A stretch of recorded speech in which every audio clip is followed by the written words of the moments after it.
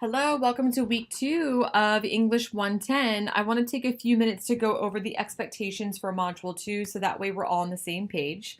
So once you head into Module 2, you've probably already seen this, but we have our deadlines listed here. Make sure you're familiar with those. You have your discussion part A, discussion part B, and your assignment 1. All of these are due at 11:59 p.m. on the due date. And then we also have our list of required readings for this module, and there are a lot, so please pace yourself. We are going to start looking at the various literary devices.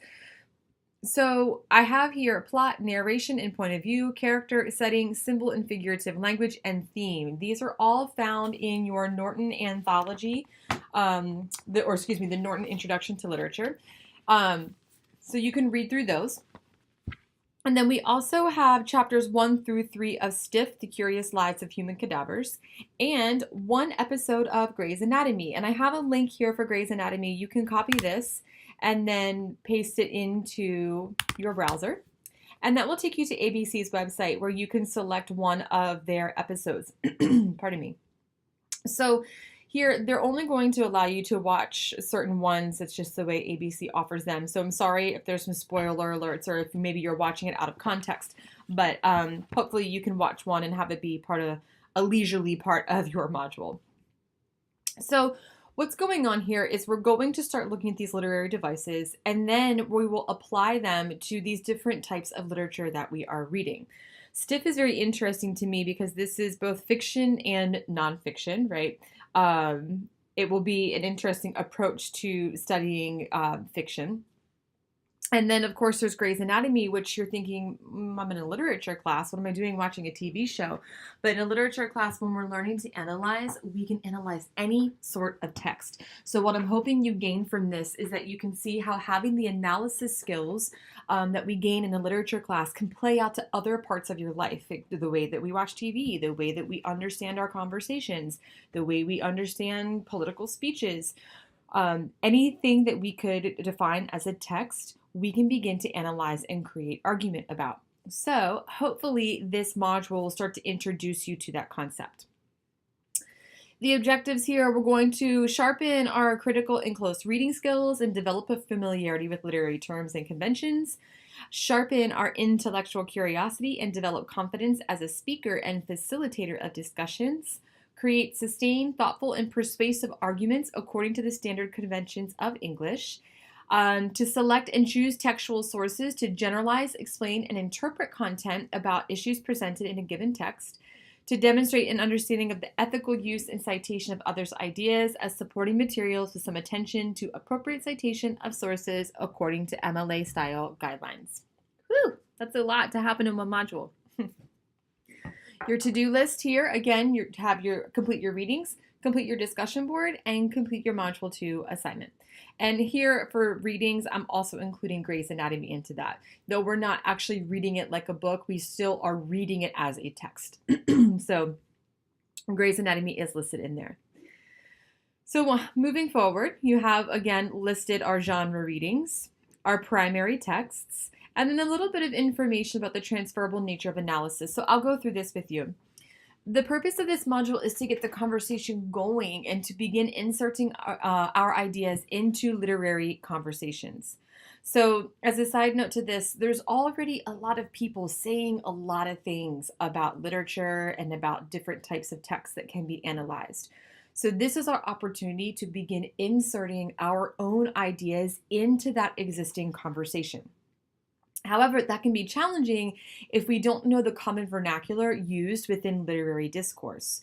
So this module will delve more deeply into understanding literary devices, knowing that terminology, and then how to use them. So that way we have some baseline to begin talking about literature. I think all of us have been in that situation before where we know we want to say something, we have ideas, but we don't always have the language to put with it. And that can be frustrating for the speaker or writer, but it also makes the argument unclear. So hopefully this will start giving us some language so we can begin putting our ideas into these conversations. So to do that first, we'll start off with talking about setting, narration, point of view, character, plot, symbols, figurative language, and theme. So this is sort of the baseline of literary analysis. It can go a lot more in depth and in detail than this, but this is a good place for us to start in a 110 class. So the reading selections from our textbook, we'll cover these in depth, but here I do have a link to a Prezi that has a little more information about these devices. So you can click this link and that will drop you right into this Prezi. I'm not going to go over this whole Prezi with you because it's available to you. It is public. But if you just click through this, it will give you a little more information about literary devices, elements, and techniques. So this is pretty helpful for you to use as supplemental information. Then moving on here, another thing that's very important to keep in mind when we talk about literature is that we are not just recapping a story, and we're also not evaluating it for whether you like or dislike it. Instead, we are truly analyzing. We're looking at the parts that create the whole and creating argument with that. So in other words, we're looking at how the story is crafted, its deeper meaning, the relationship to our personal and broader life experiences, and beyond. So to analyze literature is to look beyond summary and your personal taste or distaste for the text and to start examining the actual pieces of that text. And if you click this link here, this is a great sheet given to me by a colleague, Megan Sweeney. Here it says it's for literature for children, but this is good for everyone. And this is a guide to close reading. So if you read through this at your own time, you'll learn a lot. But here it notes, a close reading is only one kind that we do in this field, but in many ways it acts as the building block for other kinds. When you perform a close reading, you write an interpretation of a text without doing library research or studying the author's life historical context. Because a writer is forced to scrutinize very small pieces of text, she or he may come to a whole new understanding of how language works and learn to make stronger arguments because of this. That's the goal here. While this kind of writing has its limitations, it will help you become more precise and more persuasive. So what's really important to note about this is we're not, at least right now, looking at research. We're doing a close reading so you can scrutinize the very small pieces of the text to come to a whole new understanding of how language works. So I'm not concerned what you know about the author. I'm not concerned what you know about the history or the context of the story.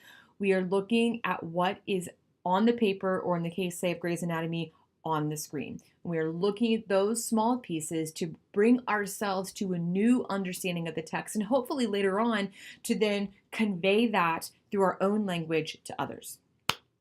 And so here in my little nerd out section, what's really exciting about this literary analysis is that it doesn't pertain just to reading. Analysis skills are transferable. In other words, when we refine our literary analysis skills, we are refining our ability to analyze the whole world. As such, we'll be using these skills both inside and outside of literature. So it's once you know something, you can't unknow it. And so when you learn how to analyze a piece of literature, you're then more skillful in analyzing anything else that is able to be analyzed. And in this field, essentially, a text is anything that has multiple meanings, or that multiple meanings can be uncovered. So this is really cool because now you'll be able to analyze. And by analyze, I don't mean like psychoanalyze or to overanalyze.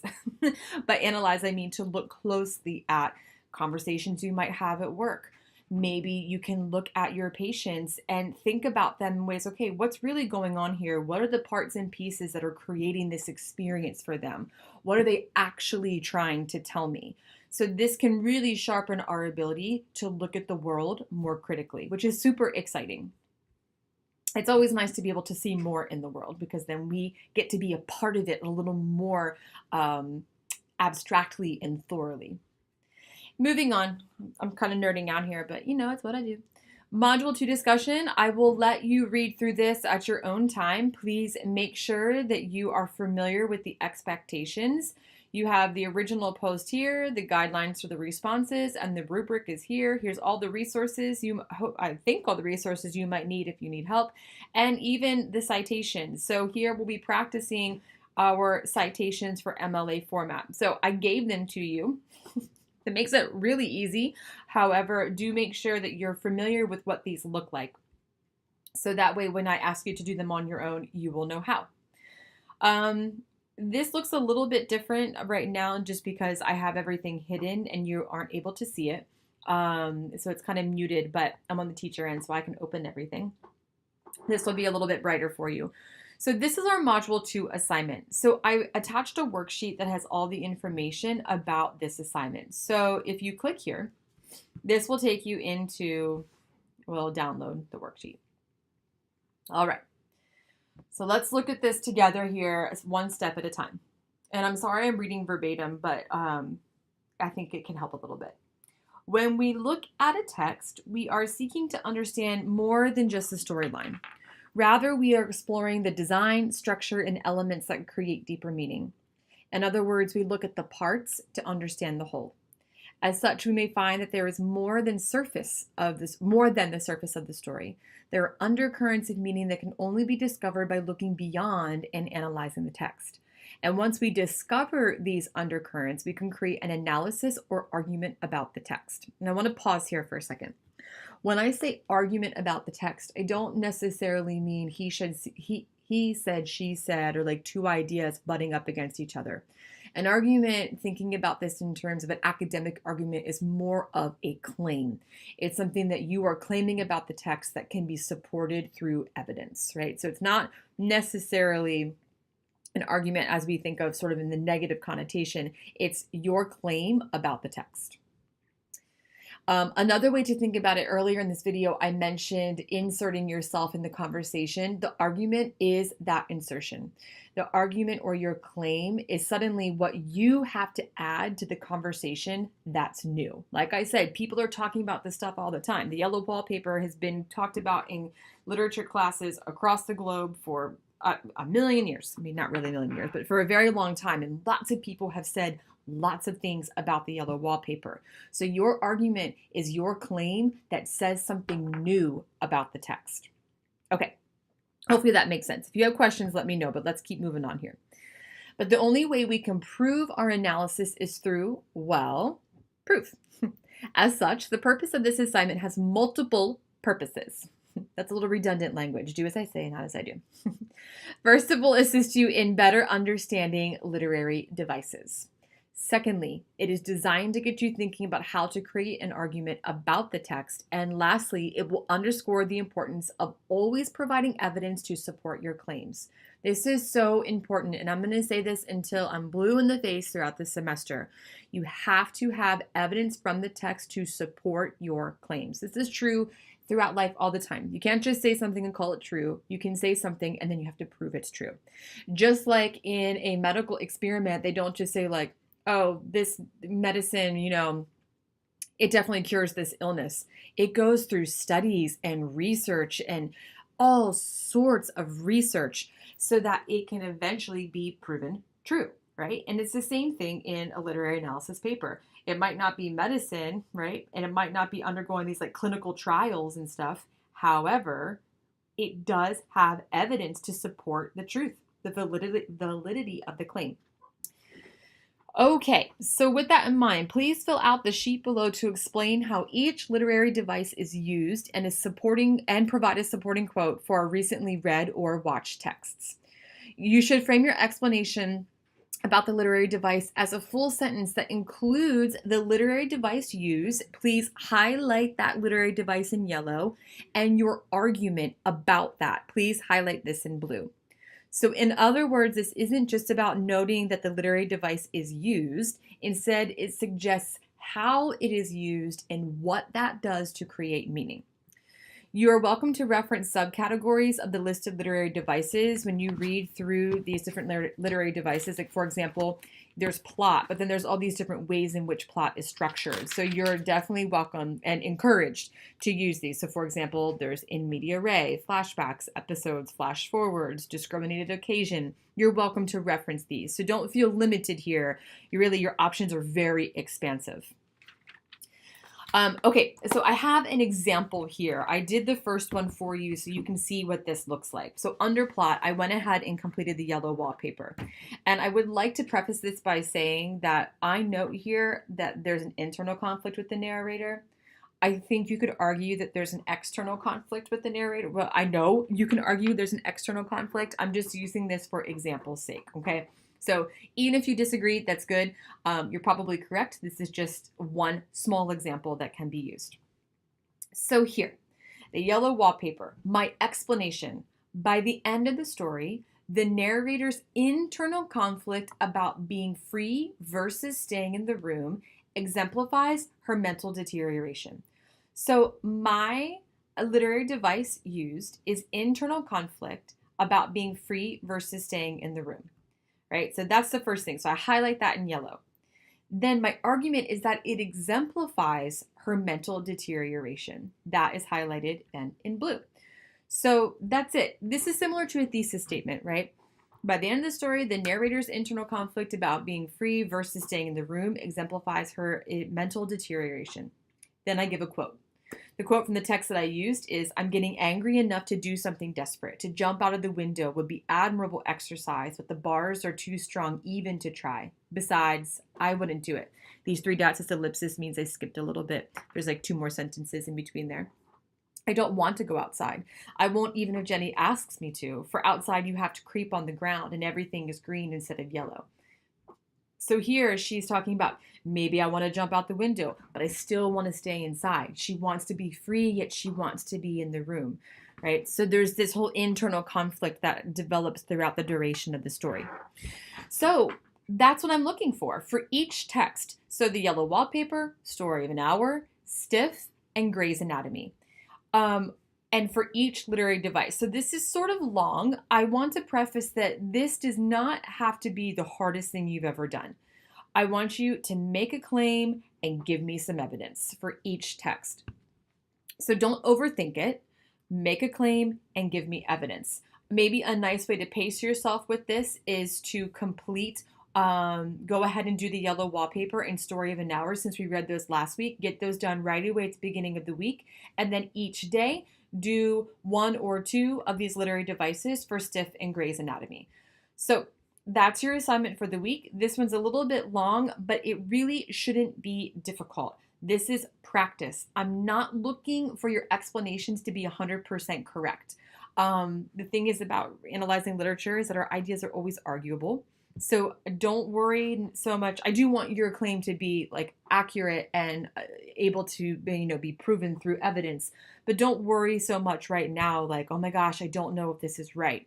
I'm not worried so much about that. What I want is to be able to see that you understand the literary devices, how they use, and how to support that with evidence from the text, okay? So don't overthink it. Just get the job done, give me some good information, and we will be in good shape. One more thing about this before I forget.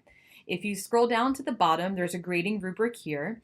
So 17 points for assignment completion. Each text was addressed and all requirements of the assignment are complete, and the assignment was submitted on time. 16.5 points for the explanation. The explanation addressed the literary device and included an argument or claim. And then also the explanation highlighted the literary device and argument. And by that, I mean highlighting yellow or blue. This will just help me read these a little more clearly. And then 16.5 points for providing the quote. The quote sufficiently provided evidence for the argument. I do want to make sure that you're able to isolate quotes that truly prove your point, and that it is clear that you read and understand the context of the quote, because it is never okay for us to take things out of context. So I want to make sure that you're using quotes that are still in context of the piece of literature or TV show, Grey's Anatomy. So that is your assignment for the week. Let's head back over to Blackboard. It mentions here that to see the attached file for the assignment worksheet, you can answer everything right here on this sheet and then just save it as a Word document to send to me. So fill it out here. Once you fill out that Word document, you can just click right in here, and this will take you to the submission box. Hit Browse My Computer and just attach it. Hit Submit. Bada bing, bada boom, you're done. And then the other thing that will open up for you will be your resources. Hopefully, if you have any questions, you can get information there. Of course, you're always welcome to reach out to me and ask questions. I'm happy to help. I'm looking forward to reading your discussion boards and reading about your literary devices, argument, and your textual evidence. I'm really excited about that, especially because I know for a fact that this will help you develop your essays later on. And we are going to have a great week, and I will talk to you soon. Have a great day. Bye.